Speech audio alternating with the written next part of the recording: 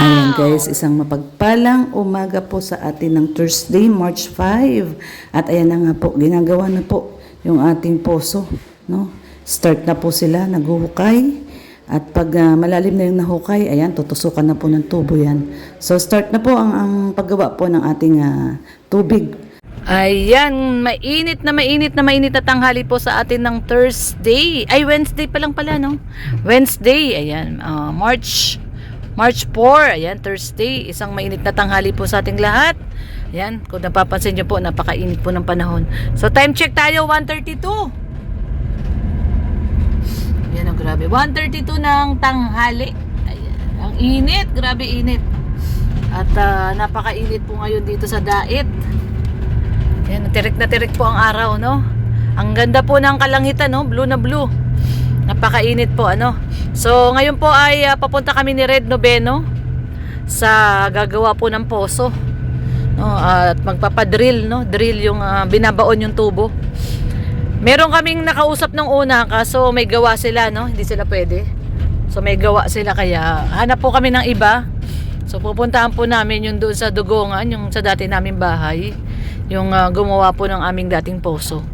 So doon po tayo pupunta at mag-ano po tayo doon, mag-inquire, no? Kasi yung unang nakausap ni Red Noveno ay hindi na pwede at may ginagawa na. So ganito po dito, kapag may kausap kayo, dapat agad-agad paumpisahan nyo, dahil kung hindi kayo nagpaumpisa kaagad, meron na sila uling kukunin na trabaho. So puntahan po natin yung dating gumawa sa amin. Punta po kami uli doon sa dati naming bahay, malapit kila Kuya Brooks, sa Dugongan. Ayan, samahan nyo po kami guys. At after po dyan ay pupunta po kami ng hardware at bibili na kami ng mga materyales na kailangan, no? Kasi maraming kailangan. Yung drum, no? 2 drum. Alam mo na yung bilihan ng malalaking drum? Sa may Saan? Lagon. Sa may Lagon. So bibili po kami ng 2 drum na malalaki, yung kulay blue. Tapos yung mga bakal, no, na paglalagyan ng drum sa taas. Bibili din po kami ng mga, ano tawag doon, si Parlin? Angle bar. Angle bar, ayun. Bibili rin kami ng mga angle bar para si-set up po kasi yun sa ibabaw ng bubong. No, sa ibabaw po ng bubong ilalagay sa may garahe. Kasi yung tubig po noon ay kailangan pababa, no, bababa. So ayan, kakanan po tayo dito pabalik ng Dugongan. Ito po yung Barangay Alawihaw, ayan.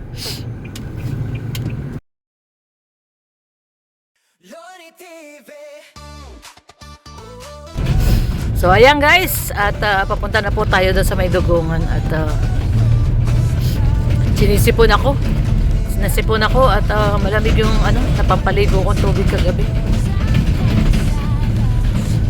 Ayan po, samahan nyo po kami ni Red Noveno. Tara po. Ayan guys, at nandito na tayo sa Dugongan. At puntahan natin si Kuya, yung gumagawa po ng poso. Kilalang kilala po dito to. Halos lahat ng kapitbahay natin, siya po ang gumawa ng poso. Pati yung poso natin doon sa dating bahay natin, siya rin din po ang gumawa. Ayan, ito yung papunta kila Ate Janet. Ito yun, yung papunta kila Ate Janet. Mimiss ko na si Ate Janet, Ito na yun. Diba? Ayan, ito. Dito yun kumuha ko ang laman parang ito, daddy. Ang nagpas ka na. Tulay na yan Masaway ka. Pas ng tulay. Bago magtulay. Hindi tulay doon. Dalawa itong tulay natin. Basta bago magtulay yun. Ayan, may tulay.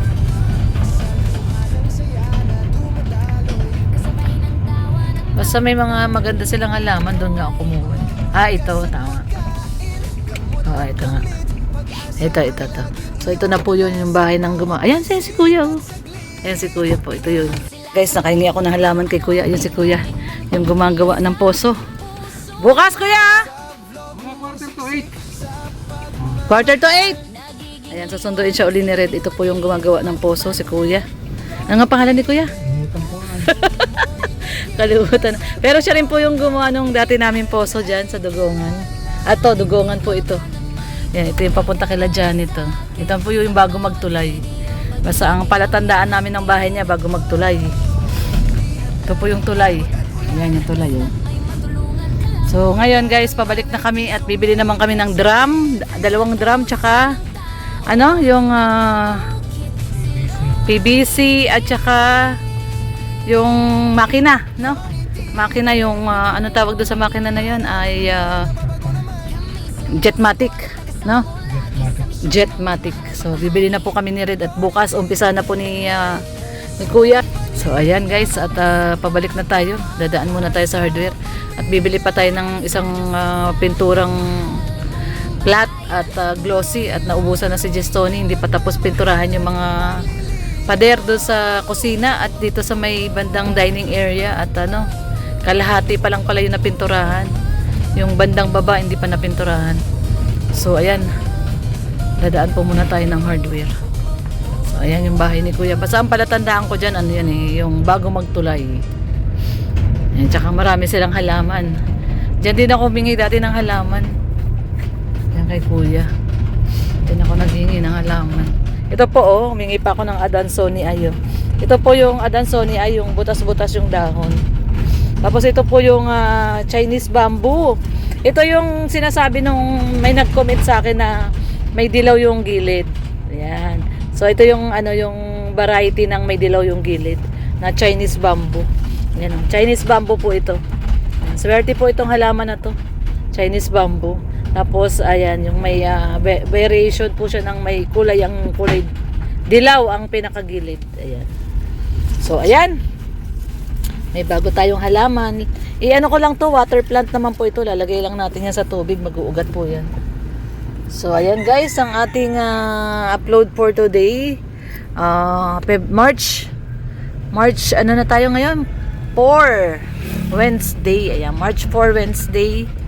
Time check tayo, alas 2 na oh. Nay! Ayan guys, nandito na kami at yan oh, yung ganyang drum po, yung bibili natin oh, yung blue na drum. At ayan, si Red ay bibili na rin ng ano, PVC na tubo po. Ayan oh. Sino kaya niloloko nito? Ayan guys, nandito na tayo sa hardware. At bibili po tayo ng ano, ng reducer na tubo. Ayun oh, yung hawak ni Red, yung malaki yung bilog. Yan po yung kailangan natin sa paggawa ng poso. At bukas po, no, bukas na umpisahan yung ating poso. Pupunta doon, susunduin bukas ni Red yung ano, yung gagawa. Pinuntahan namin doon. Kasi yung unang nakausap ni Red ay may trabaho daw. Hindi daw pwede. Eh, syempre nagmamadali na rin po tayo magpagawa. At summer na, oh, tag-init na. Oh. Mauubos na yung laman ng balon eh. Wala na yung laman ng balon. At hindi na rin din pwede gamitin yun dahil yung balon po ay may katabi ng septic tank. So, ano na po yun? Kung baga lalabas na yun, contaminated na. No? Especially pag yung septic tank doon na sa tabi ay gumagana na. So, kailangan na talaga natin magpagawa ng ano, poso. At yung poso, doon po ililipat po sa may bandang gitna. Sa bandang gitna ng bahay. Para ano, para medyo malayo doon sa septic tank. At mako-contaminated po kasi yun eh, no? Pag may katabing septic tank yung balon natin. Kaya, gagawin na lang naming basurahan yun, yung lumang balon. So magpapahukay po ulit tayo doon sa may bandang gitna, pero tatabunan din po yun kasi tutusukan po ng tubo yun. Ayan. So ayan na po si Red Noveno at nagbibili po ng tubo. Ayan o, yung tubo. Yung ilalagay na tubo na ano na para pumasok yung tubig sa loob ng bahay. Ayan. So paliit ng paliit. From malaki to paliit ng paliit. Ayan yung kinukuha niya. Ayan. Nandito tayo sa Alawihaw Hardware. So ayan po yung kanyang binibiling tubo.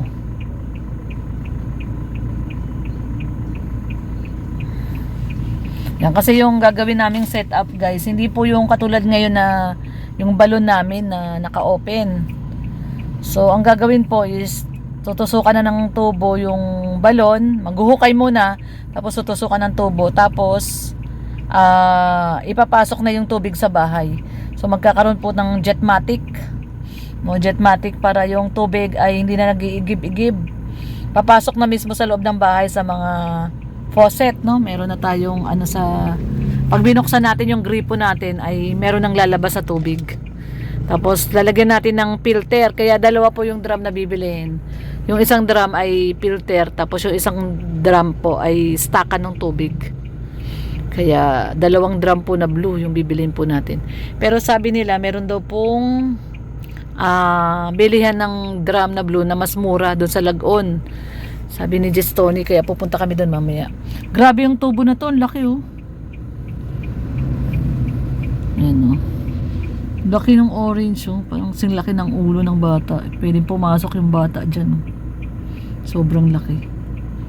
Ayan guys, so ito po muna ang ating update. Mamaya pupunta tayo doon sa bilihan ng drum. Mas mura daw doon eh.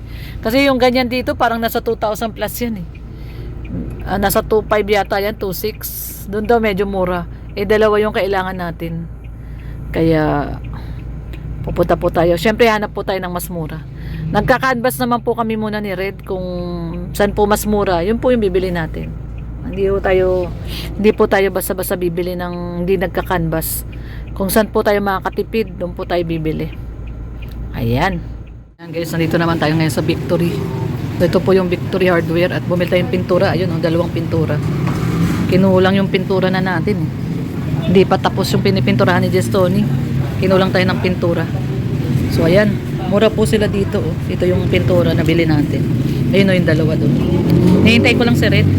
Kinuha yung mga ito guys 1,505 Boysen flat latex 700, tapos Boysen glass latex white gloss latex white 805. So 1,505. So inabol na ni Red at nakalimutan namin kanina. So nagpa final touch na si Just Tony. Nagpa-final po siya ng ng touch ng nagpipintura. Yung iba pang second coat, yung iba pang third coat na para maganda. Yung kisame po natin, yun, naging third coat po yun. Para maganda talaga at makintab. So kinulang po tayo yung kusina at saka yung CR wala pang pintura. Yung kisame ng CR at kisame ng kitchen wala pa pong pintura, kaya ayan bumili tayo. Dalawa po, isang flat at saka isang gloss. So ayan, nihintay ko lang si Red Noveno at kinukuha yung mga ibang materyales. Tayo dito at nagbayad tayo. Bali 5,000 po lahat yan. Yun oh. At saka ito, yung isa yung malaki. Ayan oh.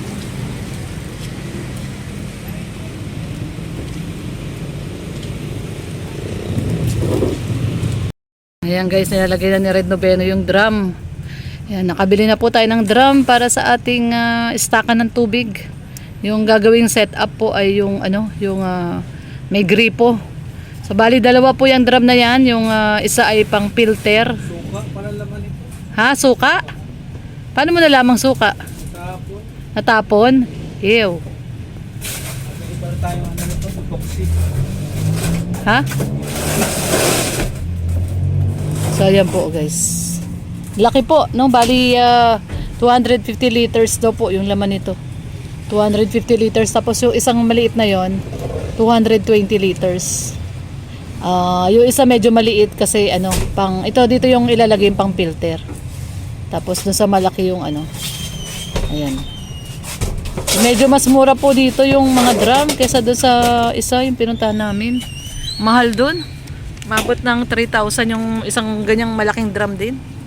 So at least dito mura lang kasi mga naman na yan, mga ayan dito. Ang dami marami si Petron yung mga nilalagyan daw ng mga mga ibang mga yung iba daw flavoring. So ayan. Nakabili na tayo ng drum. Dito po yan sa Petron gas station sa may sentro dito sa RBT Merchandise Hardware and Construction Supply. Bumibili si Red ng yung water pump, no, yung Jetmatic, yung water pump, ayan. Galing na kami kanina dito. Nag-ikot lang kami sa ibang hardware at naghanap kami ng pinakamurang Jetmatic na water pump. Dito po yung pinakamura. Nakuha lang namin ng 6,500. So, ayan no. Bumalik lang kami dito. Galing na kami doon sa Victory. Doon sa isang hardware.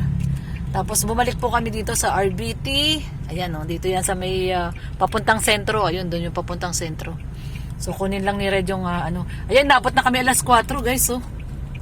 Alas 4 na. Ayan, sabi naman namin kila Kuya Gerson, kumuha na lang ng merienda doon sa tindahan. At umalis kami kanina, 1:30. 1:30 at nakailang nakailang hardware. Pinuntahan muna namin yung gagawa ng poso, yung bahay. Kinausap ni Red kasi yung unang kausap niya hindi pwede at may trabaho na. May ibang ginagawa na, no? So, tatrabaho na sa iba. So may pinuntahan kami uling iba na gagawa. So after nun, bumili na kami ng mga PVC na kailangan, mga materyales na kailangan. At saka nag-canvas kami nung pinaka-makina, yung Jetmatic water pump, no? So ito yung pinakamura. Dito kami nakakuha ng pinakamura dito sa RBT. So ayan, inintay lang natin si Red Noveno. Bumalik na kami dito kasi inisip nga namin baka magsara na, alas 5 lang mga hardware dito eh. So ito, bumili na rin tayo ng drum, no? Ayan na yung 2 drum. Ayan oh, guys, so yung 2 drum. Ayan, malalaki po yan, grabe yung laki niyan. Ayan, so ayan, at kompleto na tayo sa materyales. Yung mga panggawa ng tower, kukunin pa natin doon sa Victory kasi ito yung nabili natin sa Victory, no? Yung para sa tower. So ito po yung sa Victory. So ito po yung total 6,840.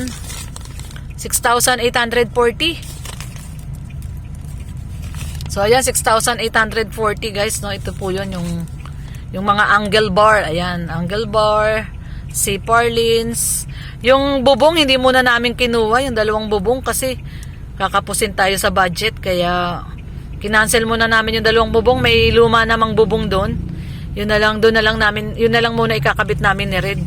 Kasi ayan guys, so inabot na ng 6,840. Tapos yung binili pa dito na na pump, water pump na Jetmatic is 6,500. Tapos itong drum actually nasa 5,000 to, yung 2 drum. Tapos yung bayad sa karpintero, no, yung hindi naman karpintero, yung gagawa ng poso. Ang labor po niya ay 5,000. So, kailangan ko pong magtira ng 5,000 pambayad do sa gagawa, no? Yung ating nakuwang gagawa ng ating poso ay package po yun, no? Kontrata. So, 5,000 po ang bayad doon. Kaya, kailangan natin magtira ng 5,000. Tapos, magpapasweldo pa po tayo ngayon sa ating mga trabahador. Kay Jess Tony. Ayan na si Red Noveno, guys. Oh. Ayan na, oh. Ayan, nabili na niya. Yung yan po yun, no? Yung tawag dyan, Jetmatic. Ayan, ako sarado, hindi ko siya makita. Ayan na yan, di? Okay na? So, ayan na. So, pupunta po kami ngayon sa Victory at kukunin po namin tong mga napamili naming gamit na kailangan. Ayan po. 6,840 po yung total. Kinancel muna namin yung yero. Gamitin na lang namin muna yung mga lumang yero doon. May lumang yero naman tayo doon, no?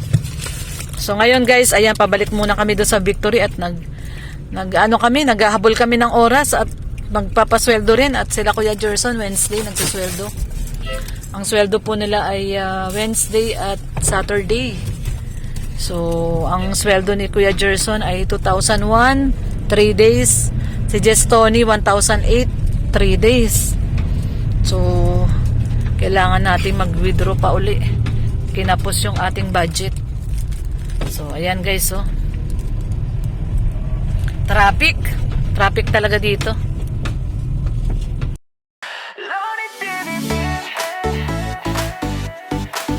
So, ayan guys, nag-start na po silang maghukay. Nilipat po natin yung ating balon dito sa harap. Naghukay na po sila kuya, yung gagawa po ng ating poso. At ayan, syempre, no, once again, salamat ng marami sa ating Insan Unica. At siya po ang nagbigay sa atin, no, ng pampagawa po dito sa ating poso. So thank you so much once again, Insan Unica, sa pag-alalay mo sa amin para dito sa aming tubig, dito sa ating dream house. Ayan, numpisahan na po. Kaya ayan, maraming salamat, Insan Unica. Pagpalain ka ni Lord at gabayan at iiwas sa anumang sakuna at lagi maging healthy. Ayan, God bless, Insan. Ingat. Ayan, love lang po tayo, guys. Bye-bye na po. Ayan, God bless everyone. Salamat po sa mga manonood po natin. Ingat po kayong lahat, especially mga kababayan po sa Middle East. Bye-bye po. God bless.